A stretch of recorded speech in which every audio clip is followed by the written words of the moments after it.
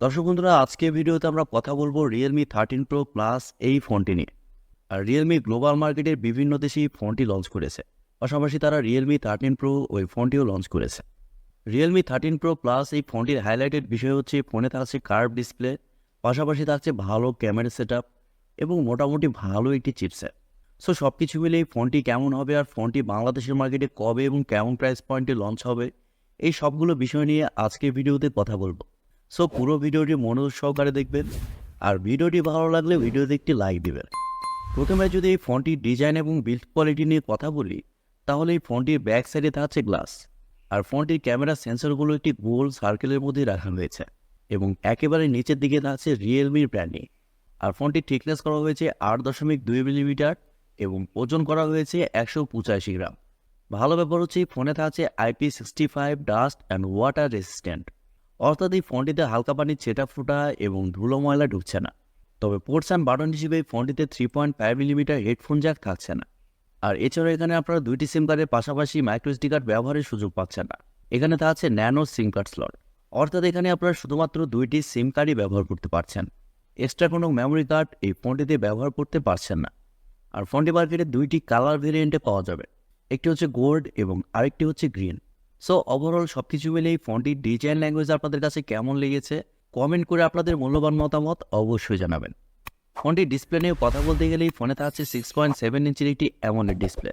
আর ভালো ব্যাপার হচ্ছে এই ফোনে থাকছে ইন ডিসপ্লে ফিঙ্গারপ্রিন্ট সেন্সর, যা খুবই ফাস্ট এবং অ্যাকুরেট। আর এর রেজলিউশন হিসেবে থাকছে 1080x2412 পিক্সেল এবং আরও থাকছে 394 ppi ডেন্সিটি এবং ডিসপ্লের প্রোটেকশন হিসেবে থাকছে কর্নিং গরিলা গ্লাস 7i। এই ডিসপ্লের ভালো ব্যাপার হচ্ছে এই ডিসপ্লেতে ব্যবহার করা হয়েছে 120 হার্টজের রিফ্রেশ রেট এবং 2000 নিটস পিক ব্রাইটনেস। এর কারণে ডিসপ্লেটা যথেষ্ট ব্রাইট হবে। ডে লাইট কন্ডিশনের ডিসপ্লেতে ব্রাইটনেসের ঘাটতি ফিল করবেন না। আর অ্যামোলেড ডিসপ্লে হওয়ার কারণে ডিসপ্লের কালার কোয়ালিটিও খুবই ভালো হবে। ওভারঅল রিয়েলমি ফোনটিতে খুবই ভালো ডিসপ্লে প্রোভাইড করেছে। ফোনটির সফটওয়্যার এবং পারফরমেন্স নিয়ে কথা বলতে গেলে এই ফোনে থাকছে অ্যান্ড্রয়েড 14, যার ব্যাকএন্ডে থাকছে রিয়েলমি UI 5.0। আর চিপসেট হিসেবে থাকছে Qualcomm Snapdragon 7s Gen 2 chipset, যা 4 ন্যানোমিটার আর্কিটেকচারে তৈরি করা, এবং জিপিইউ হিসেবে থাকছে Adreno 710। দর্শক বন্ধুরা, Qualcomm Snapdragon 7s Gen 2 এই চিপসেটের আন্তঃ স্কোর 6 লাখেরও উপরে। তার মানে বুঝতে পারছেন এই চিপসেটের পারফরমেন্স কেমন হবে। যে কোনো হাই লেভেলের গেমস এই ফোনটিতে আপনারা মিডিয়াম সেটিংসে ইজিলি প্লে করতে পারবেন। আর এছাড়াও মাল্টিটাস্কিং সহ অন্যান্য কাজ এই ফোনটিতে ভালোভাবে করতে পারছেন। তবে আপনাকে মনে রাখতে হবে এই ফোনটি কিন্তু পারফরমেন্স সেন্ট্রিক ফোন না, এই ফোনটিকে বলতে পারেন ক্যামেরা সেন্ট্রিক ফোন। ফোনটি 3টি ভেরিয়েন্টে লঞ্চ হয়েছে, 8GB র্যাম 256GB রম এবং 12GB র্যাম 256GB রম, এবং আরও থাকছে 12GB র্যাম 512GB রম। আর ফোনটির ক্যামেরা সেকশন নিয়ে কথা বলতে গেলে এই ফোনটির ব্যাক সাইডে থাকছে 3টি ক্যামেরা, যার মেন সেন্সর হিসেবে থাকছে 50 মেগাপিক্সেলের একটি ওয়াইড সেন্সর, যা f1.9 অ্যাপারচার।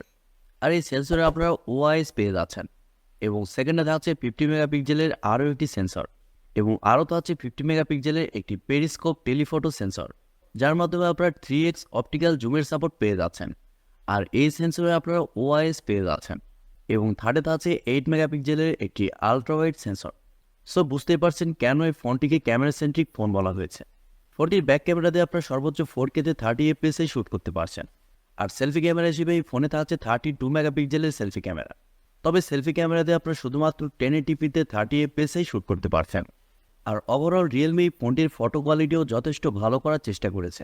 এই ফোনে আরও থাকছে ওয়াইফাই, ব্লুটুথ, জিপিএস, NFC-র মতো আরও অনেক ফিচার। ফোনটির ব্যাটারি এবং চার্জার নিয়ে কথা বলতে গেলে এই ফোনে থাকছে 5200 mAh-এর একটি ব্যাটারি, সাথে চার্জার হিসেবে থাকছে 80 ওয়াটের একটি চার্জার। আর এই চার্জার দিয়ে ফোনটিকে আপনারা 50 মিনিটের মধ্যে ফুল চার্জ করতে পারবেন।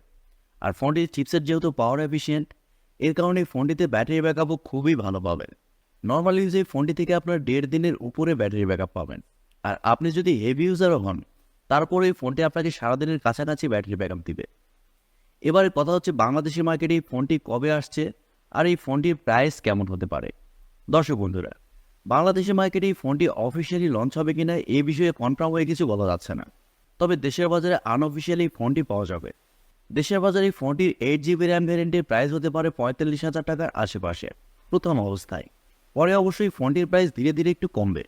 সো আশা করি আপনারা Realme 13 Pro Plus এই ফোনটি সম্পর্কে বিস্তারিত ভালোভাবে জানতে পেরেছেন। সো সবাই অনেক অনেক ভালো থাকবেন। খোদা হাফেজ।